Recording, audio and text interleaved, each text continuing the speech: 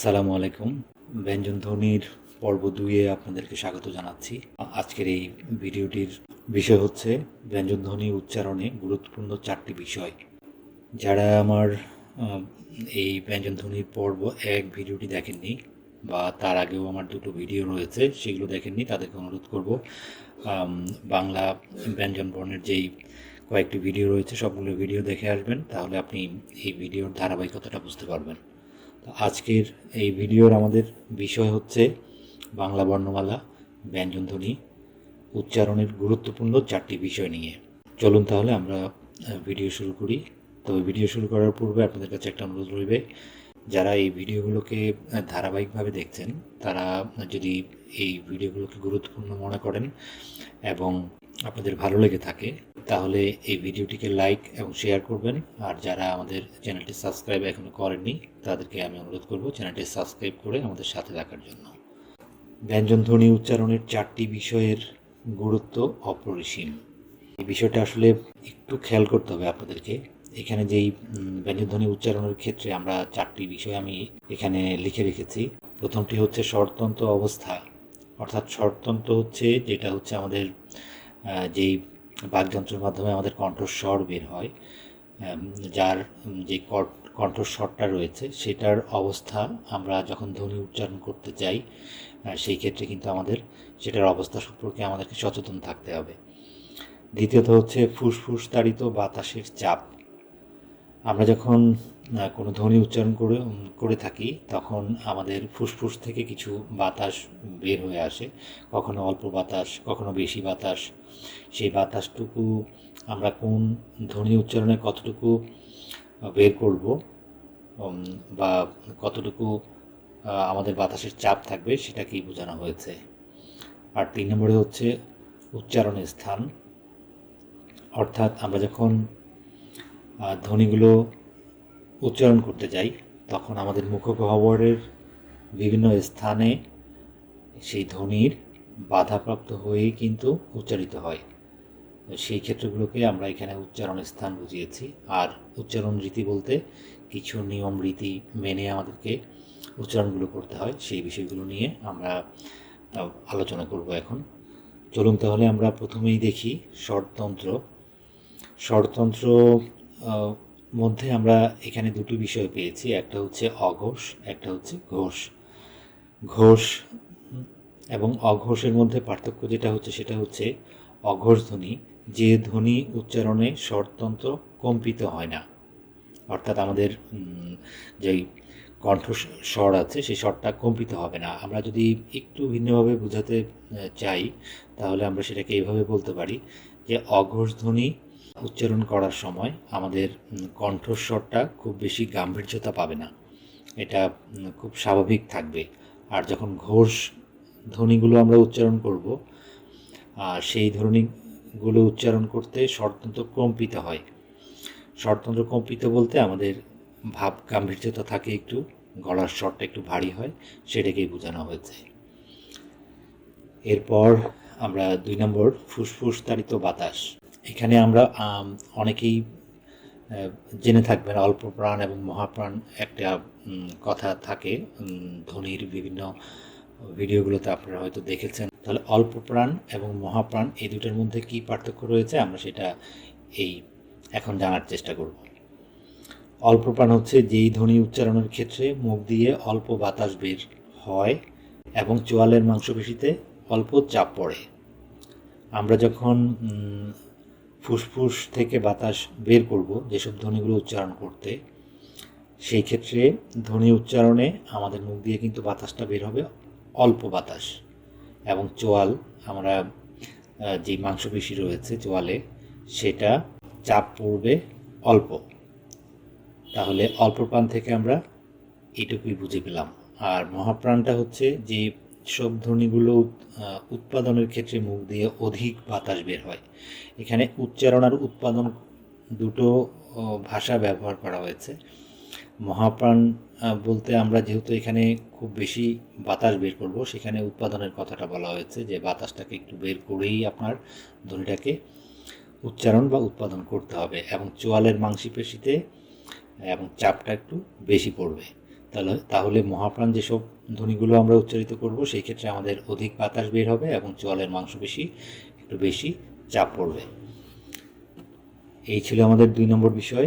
এরপরে হচ্ছে 3 নম্বর, উচ্চারণের স্থান। আমি বলেছিলাম মুখগহ্বরের আমাদের বিভিন্ন অংশ রয়েছে। সেই ধ্বনিগুলো উচ্চারণ করার সময় আমরা বিভিন্ন অংশ থেকেই কিন্তু ধ্বনিগুলো আমরা উচ্চারণ করে থাকি। বিশেষ করে জিহ্বার ব্যবহার বা সংস্পর্শের ব্যাপার থাকে, এবং যে এর আগে যেমন আমরা বলেছি ঘোষ এবং অঘোষ ধ্বনির ব্যাপার থাকে, এবং অল্প প্রাণ ও মহাপ্রাণের ব্যবহার থাকে। এখন যখন উচ্চারণটা হয় আমাদের, তখন এখানে কিছু উচ্চারণ আমাদের কণ্ঠনালী থেকে হয়, কিছু তালব্যটা কী বোঝাচ্ছি সেটা আমরা আসছি, কিছু হয় মূর্ধা থেকে, কিছু দন্ত, কিছু ওষ্ঠ থেকে। তাহলে আমরা জানি যে কণ্ঠ বলতে আমরা এখানে কী বুঝিয়েছি। কণ্ঠনালী অর্থাৎ মুখগহ্বরের সবচেয়ে ভিতরের দিক, জিহ্বার পেছনের দিকে স্পর্শ করে বাতাস বাধাপ্রাপ্ত হয়ে ধ্বনি উচ্চারিত হয়। আমাদের যেসব কণ্ঠ বর্ণগুলো রয়েছে সেগুলোকে উচ্চারণ করতে গেলে আমাদের মুখগহ্বরের সবচেয়ে ভিতরের দিক অর্থাৎ কণ্ঠনালী আমরা যেখান থেকে শুরু হয়েছে সেখানের দিকে আমাদের জিহ্বার যেটা রয়েছে সেটার পেছনের দিকের যে অংশ আছে সেটা স্পর্শ করে সেই কণ্ঠনালীকে, এবং বাতাস বাধাপ্রাপ্ত হয়ে ধ্বনিগুলো উচ্চারিত হয়ে থাকে।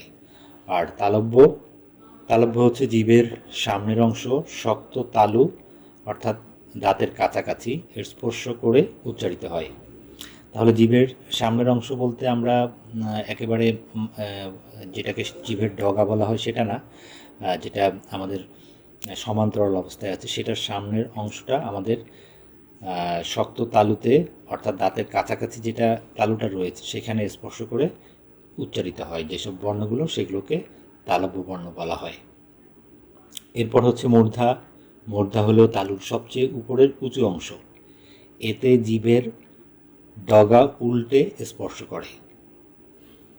জিভের ডগা বলতে আমাদের জিভের যে একেবারে মাথা বা ডগা অংশ আমরা বলে থাকি, সেটা উল্টে গিয়ে তালুর সবচেয়ে উপরের অংশ অর্থাৎ মাঝামাঝিতে উপরের দিকে যে অংশটা তালুর উঠে গেছে সেখানে উল্টে গিয়ে স্পর্শ করে কিন্তু মূর্ধা বর্ণগুলো উচ্চারিত হয়ে থাকে। সেটা আমরা পরবর্তী যে ক্লাসটা আছে আমাদের ধ্বনি উচ্চারণ, ধ্বনির বিভিন্ন অবস্থান ভেদে উচ্চারণগুলো, যে ক্লাসটা 3য় পর্বে আমরা করব, সেখানে আমি বললে আপনারা আরও স্পষ্টভাবে বুঝতে পারবেন।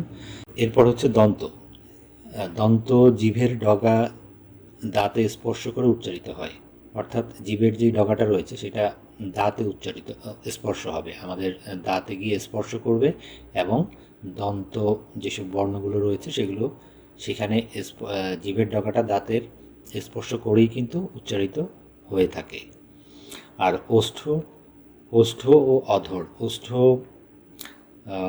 অধর এটা হচ্ছে ঠোঁট বুঝাই আমরা, দুটি ঠোঁটের স্পর্শের মাধ্যমে উচ্চারিত হয়ে থাকে। ওষ্ঠ হচ্ছে উপরের ঠোঁট এবং অধর হচ্ছে নিচের ঠোঁট। এই দুটো ঠোঁটের স্পর্শ করেই আমাদের যেসব ওষ্ঠ বর্ণ রয়েছে সেগুলো উচ্চারিত হয়ে থাকে। এরপর হচ্ছে উচ্চারণ রীতি। আমি বলেছিলাম যে উচ্চারণ করতে গেলে কিছু রীতি বা নিয়মকানুন মেনে আমাদের উচ্চারণ করতে হয়। সেই ক্ষেত্রে আমাদের কিছু স্পর্শ বর্ণ থাকে যেগুলো মুখগহ্বরের বিভিন্ন অংশগুলোকে জিহ্বার মাধ্যমে স্পর্শ করে উচ্চারিত হয়ে থাকে। আর কিছু নিয়ম রয়েছে তাড়নজাত এবং কম্পনজাত, যেগুলো বিভিন্ন স্বরতন্ত্রগুলো কম্পনের মাধ্যমে আমাদেরকে উচ্চারণ করতে হয়। সেটা আমি পরবর্তী ধ্বনি উচ্চারণের ভিডিও থাকবে, সেটাতে আমি দেখাবো। পার্শ্বিক, যেটা হচ্ছে জিহ্বার দুই পাশ দিয়ে বা যে কোনো এক অংশ দিয়ে বাতাস বের হওয়ার মাধ্যমে বর্ণগুলো উচ্চারিত হয়। উষ্ণ বর্ণ, যেগুলো গরম বাতাস বের করে উচ্চারণ করতে হয়। কিছু রয়েছে পরাশ্রয়ী, অর্থাৎ অন্য বর্ণের উপরে আশ্রিত হয়ে উচ্চারিত হয়। আর কিছু আছে নাসিক্য বর্ণ, যেগুলো আমাদের উচ্চারণ করার সময় অনুনাসিকা প্রদান করে উচ্চারণ করতে হয়, অর্থাৎ নাকে কিছুটা ধ্বনির বাতাস বের করে নাসিক্য বর্ণগুলো উচ্চারণ করতে হয়। এই ছিল আমাদের উচ্চারণ রীতির বিষয়গুলো। এখানে একটা চার্ট আপনারা দেখতে পাচ্ছেন। এখানে আমি পুরো চার্টটাকে সাজিয়েছি এমনভাবে যেন একটি শিশু সন্তান অথবা শিশু শিক্ষার্থীর উপযোগী করেই কিন্তু এই চার্টটি সাজানো হয়েছে। এখানে ব্যাকরণগত আরও অনেক বিষয় ব্যঞ্জনধ্বনিতে আছে, তবে আমরা যেহেতু এই চ্যানেলে আমি শুধুমাত্র শিশু উপযোগী বিভিন্ন ভিডিওগুলো আমাদের অভিভাবক এবং শিক্ষকদের উদ্দেশ্যে উপস্থাপন করে থাকি, সেই ক্ষেত্রে আমি একটি শিশুকে কিভাবে আমরা ব্যঞ্জনধ্বনিগুলো চর্চা করাবো, অর্থাৎ যে 4টি বিষয়ের কথা বললাম সেই দিক লক্ষ্য রেখে সেই উপযোগী করেই আমি এই চার্টটা করে রেখেছি, এবং এই চার্টের উপরে ভিত্তি করেই কিন্তু আমাদের পরবর্তী যে ভিডিওটা আসছে পর্ব 3-এর সেই ভিডিওটি থাকবে। তাহলে আমরা পর্ব 3-এ দেখব ব্যঞ্জনধ্বনির উচ্চারণের প্রকৃতি অনুযায়ী ব্যঞ্জনধ্বনির শ্রেণী বিভাজন ও অনুশীলন পদ্ধতি। তো আশা করছি এই ভিডিওটা আপনাদের ভালো লেগেছে এবং তথ্যবহুল হয়েছে। এই বিষয়গুলো খুব গুরুত্বপূর্ণ আপনাদের কাছে মনে না হলেও আসলে কিন্তু এই ভিডিওর যেসব বিষয়গুলো আমরা আলোচনা করেছি এই বিষয়গুলোর উপরে ডিপেন্ড করেই ভাষার শুদ্ধ প্রমিত উচ্চারণগুলো কিন্তু হয়ে থাকে। তো এটাকে একেবারেই গুরুত্ব না দিয়ে পারা যাবে না, বিশেষ করে যেহেতু অভিভাবকরা এবং শিক্ষকরাই শিশুদেরকে ব্যঞ্জন বর্ণ বা ব্যঞ্জন ধ্বনি অনুশীলন করাবেন বা শিখাবেন, সেই জন্য আপনাদের এই বিষয়গুলো জানা উচিত বলে আমি এই ভিডিওটি করেছি। আশা করি আপনারা এটা উপভোগ করেছেন এবং পরবর্তীতে শিশু সন্তান অথবা শিশু শিক্ষার্থীদেরকে শেখানোর জন্য আপনাদের সহায়ক হবে। তো আজকের ভিডিওটা এখানেই শেষ করছি। যদি চ্যানেলটি সাবস্ক্রাইব এখনও না করে থাকেন তাহলে চ্যানেলটি সাবস্ক্রাইব করে আমাদের সাথে থাকুন। আল্লাহ হাফেজ।